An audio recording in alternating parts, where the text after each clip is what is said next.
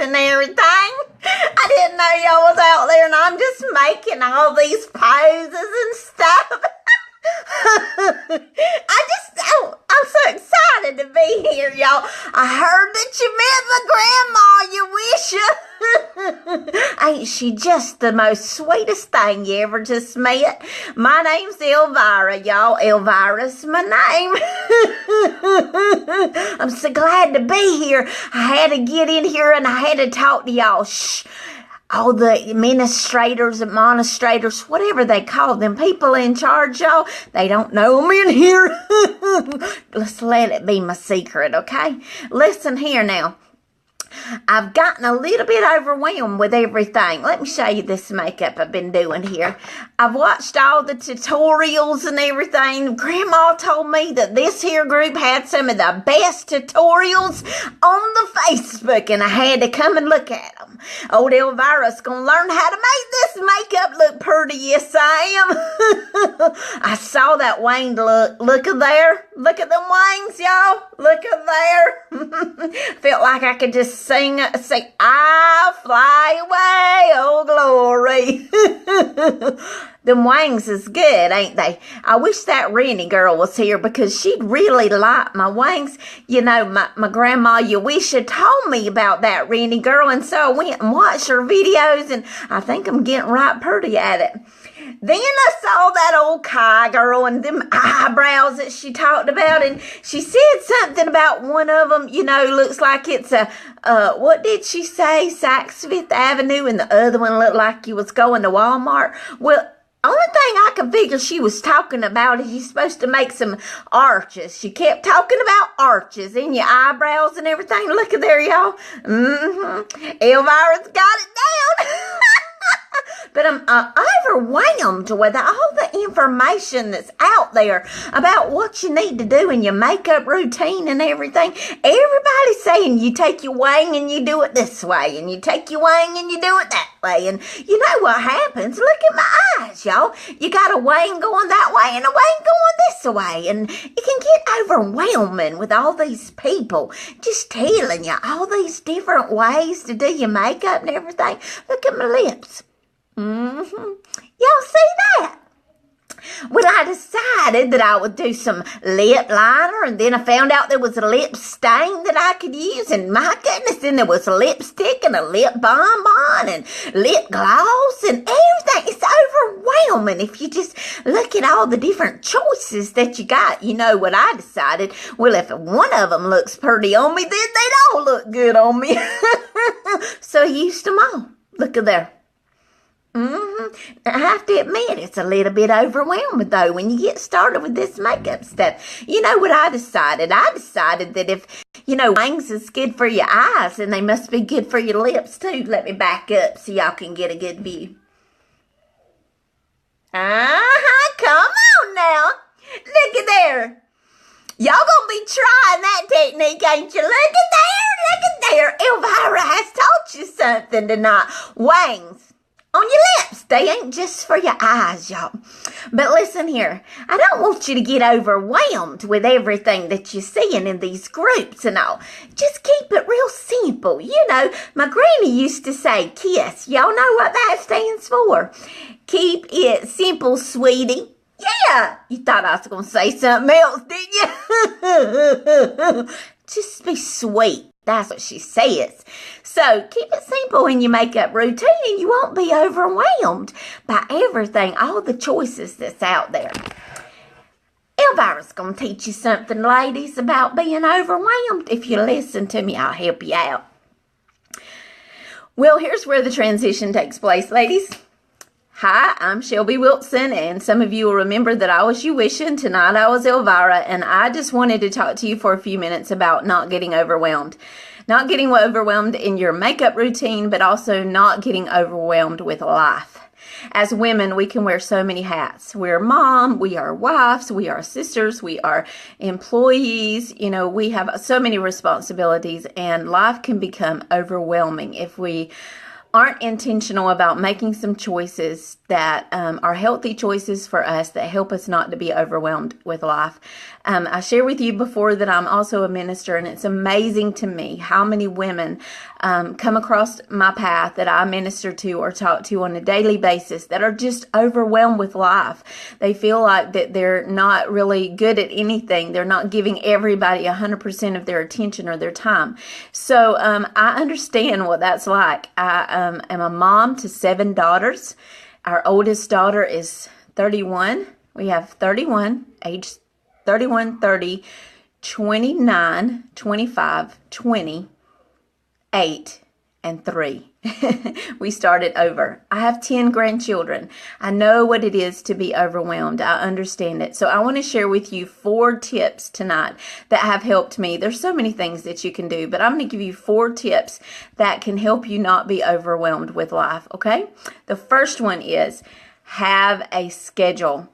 It has helped me so much to start having a to-do list each day. What I have found is if I don't schedule my day will begin to overwhelm me. All of the responsibilities that I have as a mom, as a grandma, a nanny, all of those things will begin to overwhelm me. So I want to encourage you, if you're not someone who goes by a planner or a schedule, the least you can do is write down a to-do list every day of things that you want to accomplish that day.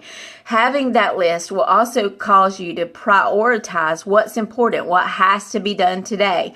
And what you'll realize, hopefully, is that there are some things that have to be done today, but there are also some things that can be put off for a little while. And all of those things that are looming out there that you have to get done, don't feel like that they are imminent, that you have got to get them right now, and it helps you to prioritize. We get overwhelmed when we have this huge list of things to do, but we haven't prioritized them and we try to do them all at one time, or we feel like that today's the only day that we can get it done. An honest assessment of writing down your to-do list and scheduling out your day will help you to really focus in on those things that do need to be done today and relieve you of some pressure, and realizing that some of them can be postponed for a little while. So number 1, have a schedule, a to-do list. Number 2 is take a break in between projects. We are, as women, notorious from running from one project to another. We got to get this load of laundry done, and as soon as we're done with that, we're going to cook dinner. And as soon as dinner's done, we are going to go and clean a bathroom, whatever, And so I want to encourage you, ladies, take a few minutes. It doesn't have to be a long period of time. Grab something to drink, sit down for just a minute in between your projects, and give yourself permission to just kind of deprogram from what you just completed and get your mind straight again, get your focus again, and then begin the next project. But give yourself a break in between projects. If you are rushing and you're running on all cylinders, in this project over here, and you move straight from that project and you go to the next one, you are going to feel overwhelmed. And you're going to burn out. You're going to be fatigued and tired at the end of the day. So give yourself a break in between projects. Number 3, give yourself some catch-up time at the end of the day. For me personally, after my kids go to bed, that's mama's catch-up time. I schedule myself 30 minutes to an hour at the end of the day after the kids go to bed. My girls don't like for me to go to bed at the same time that they go to bed. They want to know that mom's going to stay up for a little while longer. And so I use that as my catch-up time.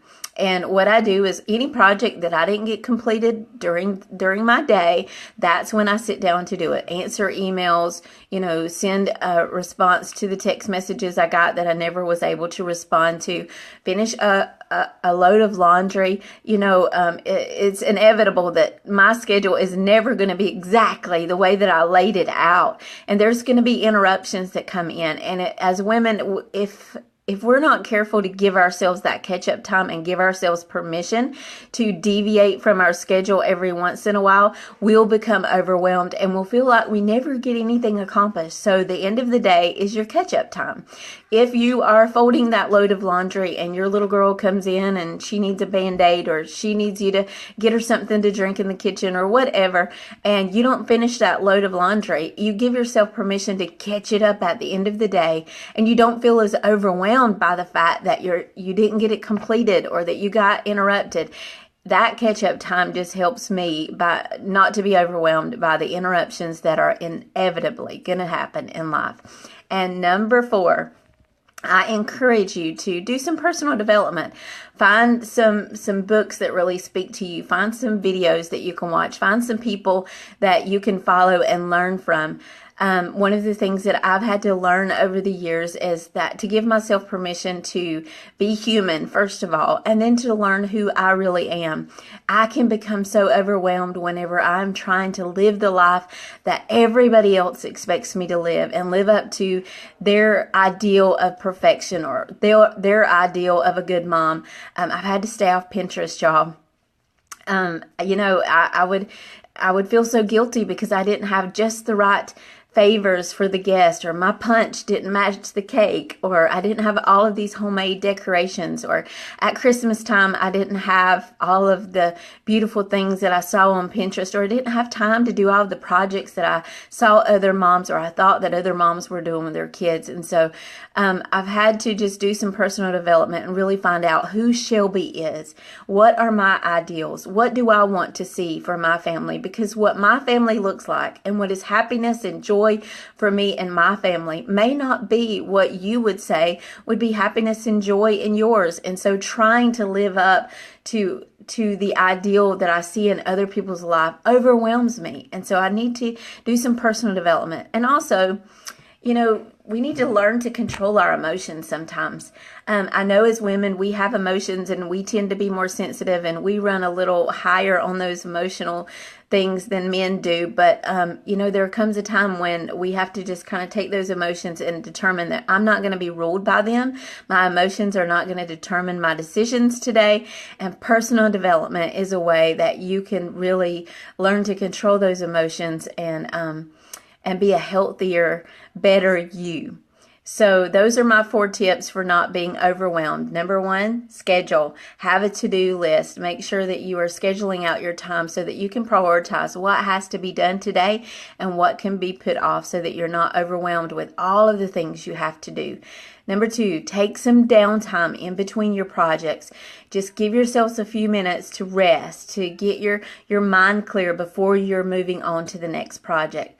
Number 3, have some catch-up time at the end of the day and give yourself permission to deviate from your schedule if you need to, if something comes up that you've got to do.